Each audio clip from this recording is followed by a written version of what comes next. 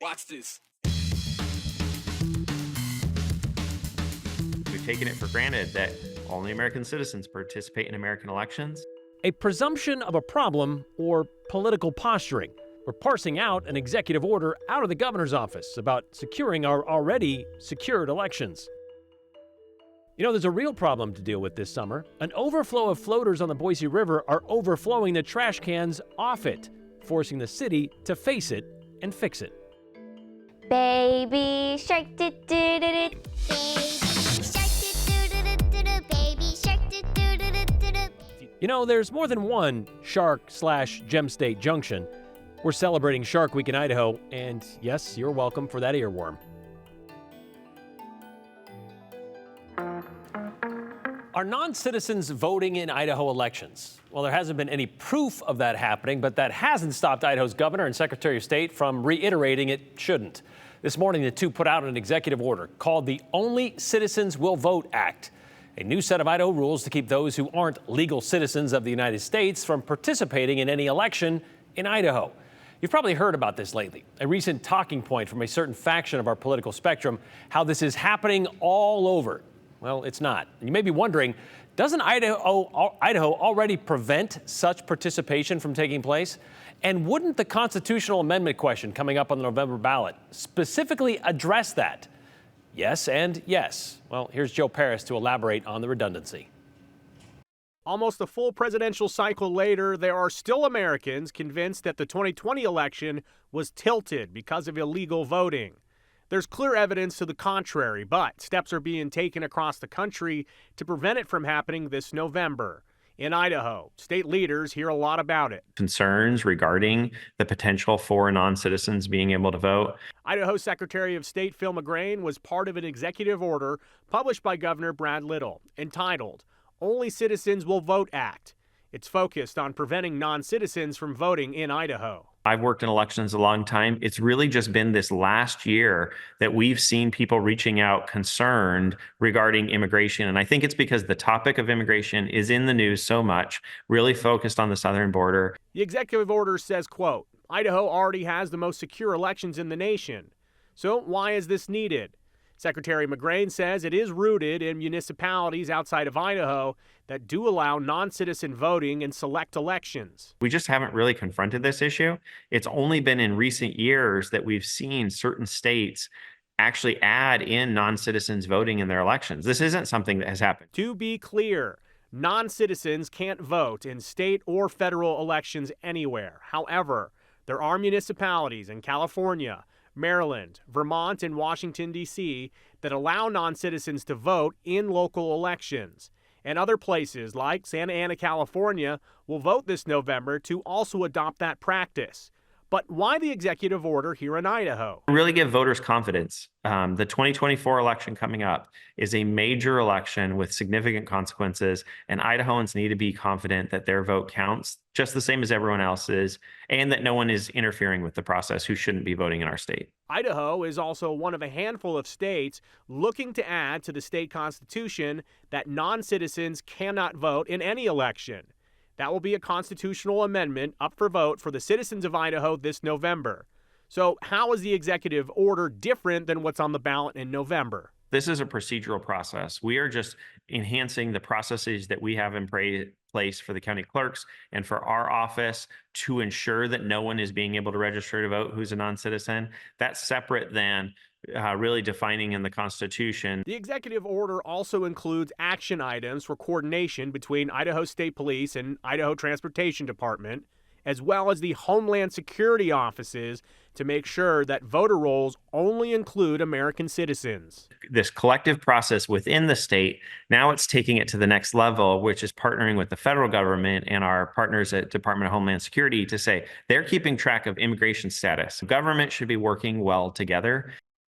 So also something that plays into this whole conversation is an executive order from President Biden from 2021. It was about voting rights, and there are those that read it in a way that believe that there are government agencies that are helping non-citizens register to vote. There was also questions if welfare agencies like the Idaho Department of Health and Welfare were doing that as well. There was major questions coming into the governor's office, the Secretary of State's office, about people being provided voter registration forms who were not citizens.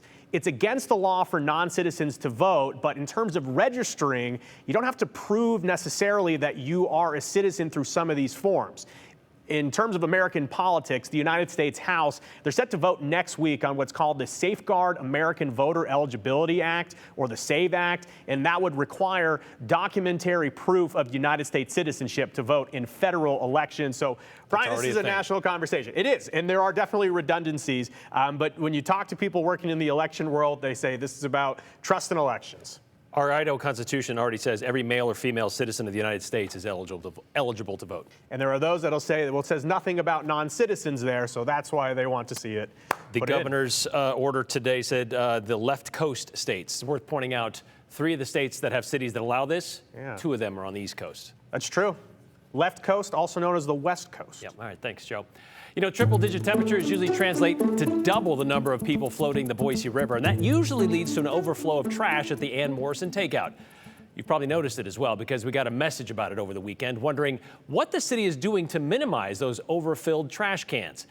You also might have noticed there's no recycling bins for your aluminum cans of soda, right? Soda, yeah. Aspen Shumpert asked Parks and Rec about the how and the why.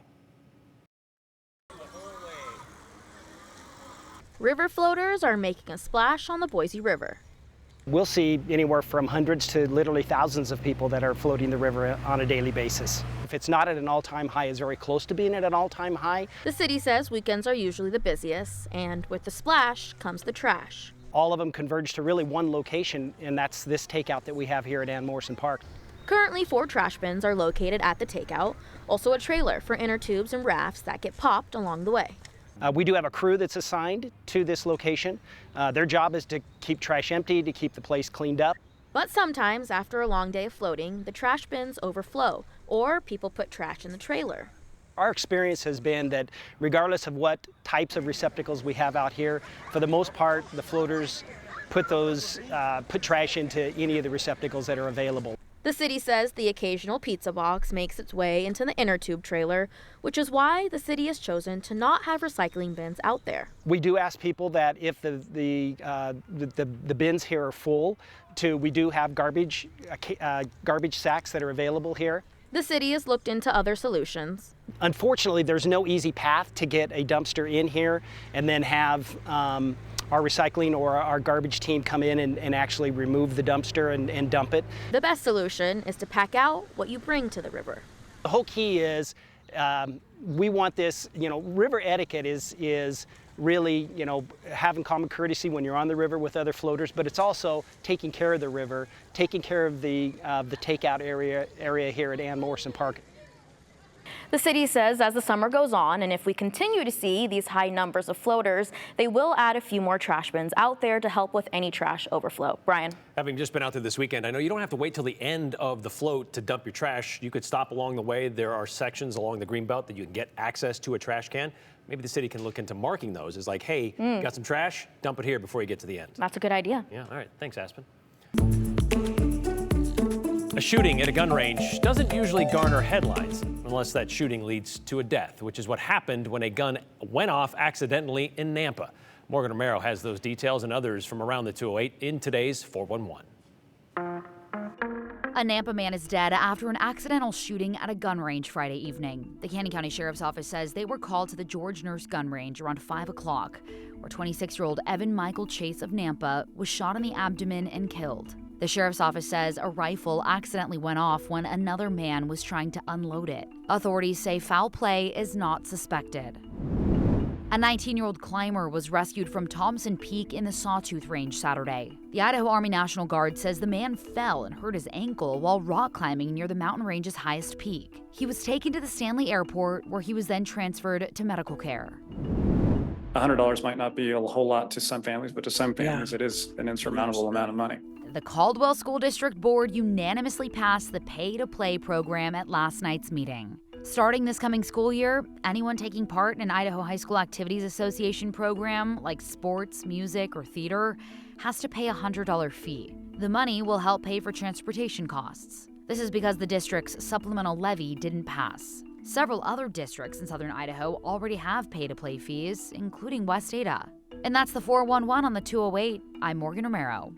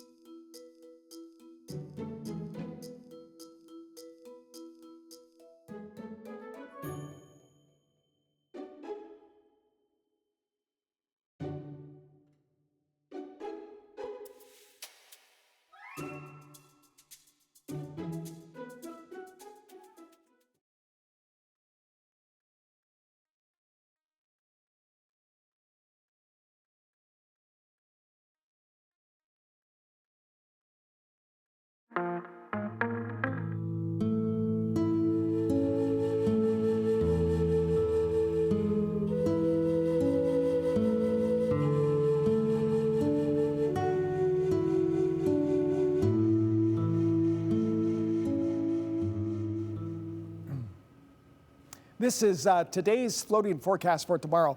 We're expecting temperatures to go up another 2 or 3 degrees. So wait until you see the highs here in just a second. But if it's 11 o'clock in the morning, 92 degrees. 2 o'clock in the afternoon, it's 102, 107 at about 5 o'clock tomorrow afternoon, right in that particular area. So you can see what the current flow is, and the water temperature is at 59 degrees. These are not the highs. These are the lows this morning. Yeah, this looks like a nice day back in February, but no, these are the lows this morning. Boise had a low this morning down to 68 degrees, 61 degrees for Twin Falls. So it did cool off.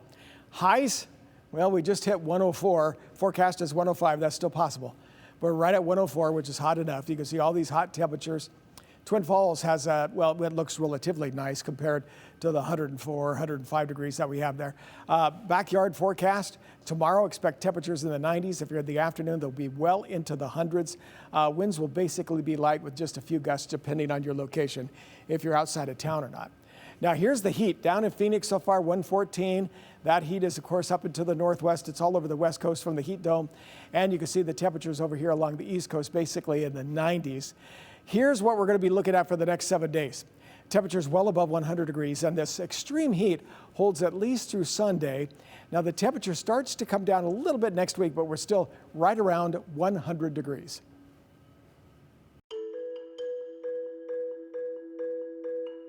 Our landlocked state has a history of helicoprions. What's that, you ask? That's only the largest predator of the Paleozoic era, a buzzsaw-toothed beast worth cutting a record over, apparently. You have any sharp takes on today's show? Anything gnawing at you you'd like to share? Send them our way and we'll ruminate on them and maybe share them at the end of the show. 208-321-5614. That is the number. Something clean, clever, and concise? Well, that's all you need. Well, not all. It also helps to include your name and the hashtag the 208.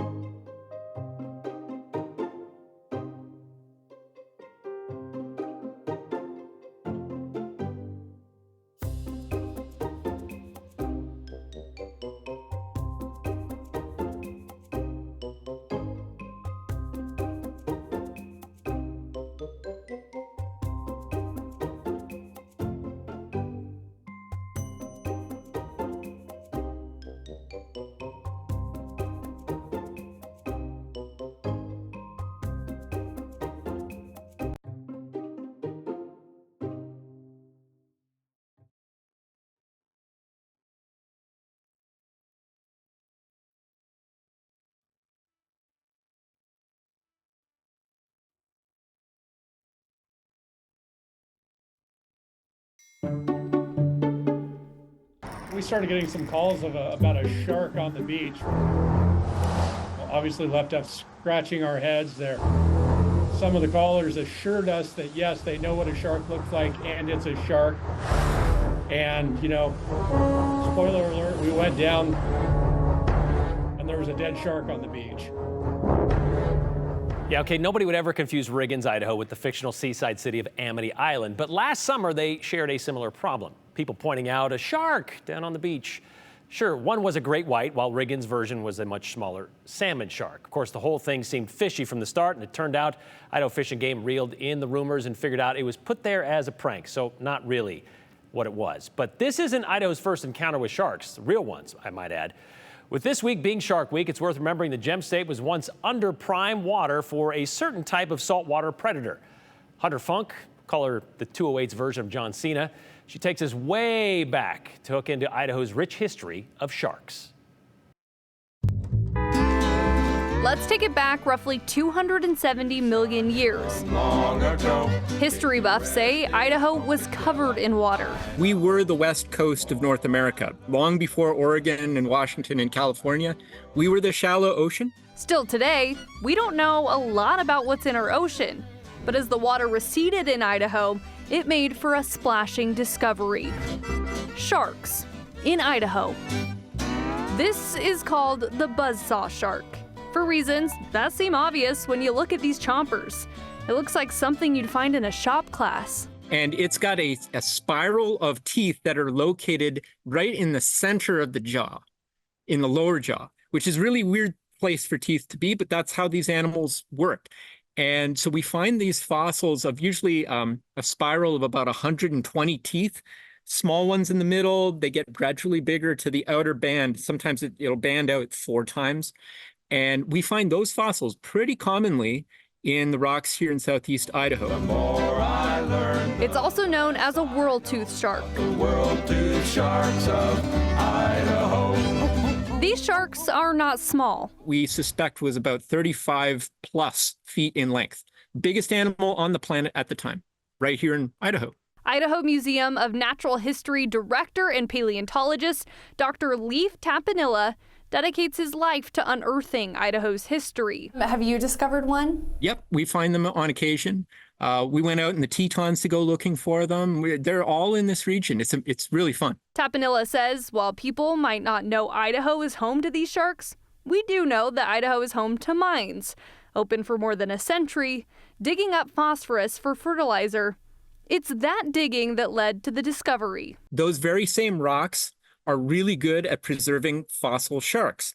So those are ancient ocean rocks, and on that seafloor, the bodies and teeth of sharks have been landing and get preserved in those rocks. So for over 100 years, we've known that there are sharks in the hills, effectively, and they've been dug up over the years, and some of them have made their way into the museums like ours.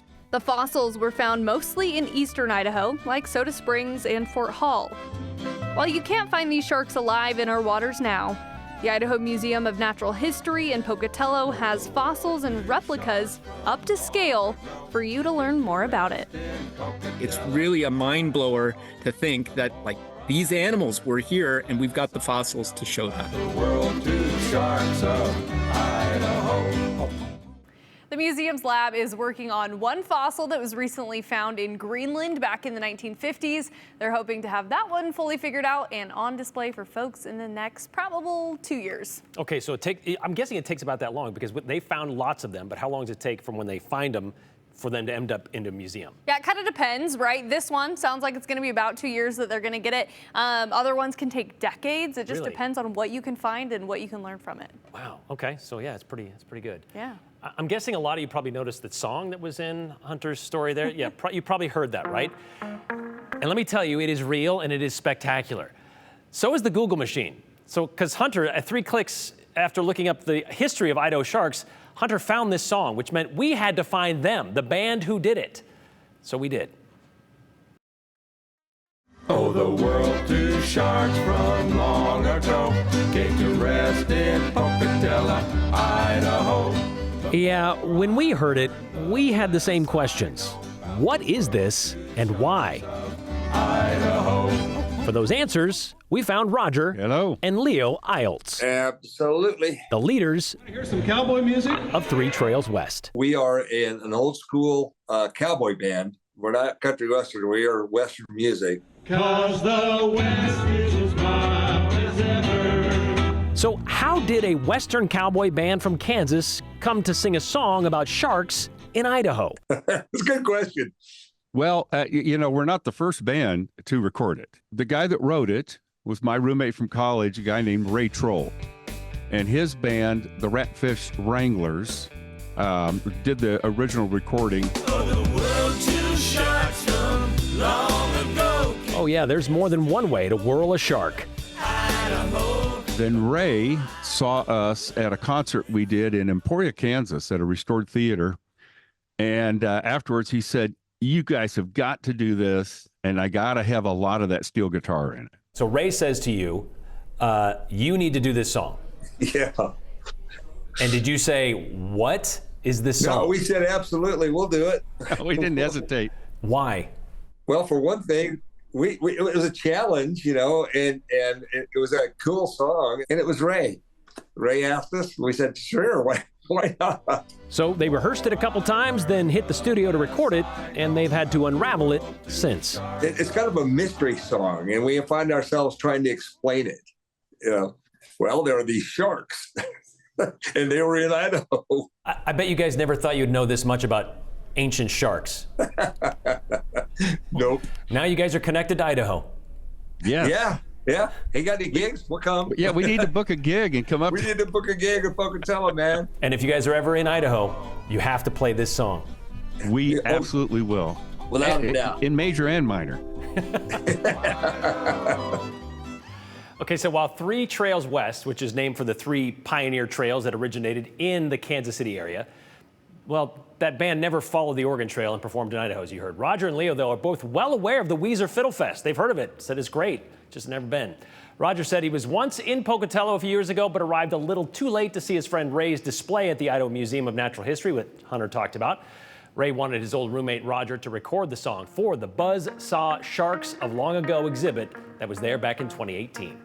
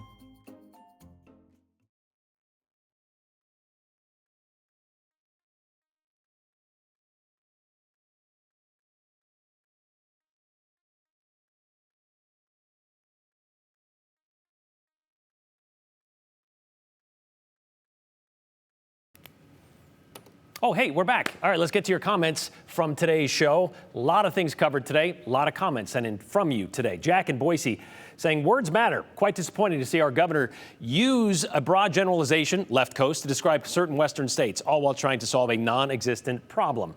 The other one is from Chuck in Boise. Let's see if we can get this. Whoop, too far. All right, Chuck in Boise said, let's deal with the real issue of outside Idaho money deciding elections. This is more important than the fake electors that have never been proven. Come on, GOP, we are better than this.